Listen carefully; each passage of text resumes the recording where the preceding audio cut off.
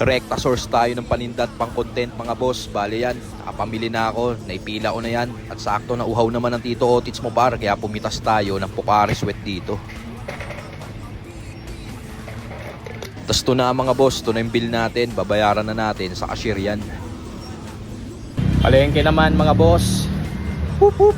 Dito naman tayo sa general merchandise mga boss. Ito na yung bayad ko tayo.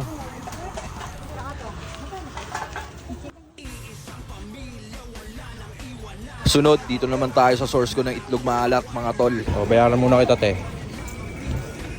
O, boss o. Kami ni sir. Ayun o. Salamat sir. Isang set kay sir. Ayun o. Para sa mga mapagmahal. Maraming salamat Oti. Salamat. Sunod, dito naman tayo sa Save More mga boss at pumitas ako ng rice wrapper dyan. Siyempre, kuha na rin tayo ng 1 kilong chicken wings dito at 1 kilong chicken leg quarter. Thank you. Umiscore na rin ako ng kalahating kilong ground beef dito. Gagawin kong burger patty yan. Ito na yung bill natin sa cashier boss. Siyempre, bayaran na natin to. At sakto, gutom ng Tito Otits mo par, kaya rumekta na ako rito sa paborito kong mamihan.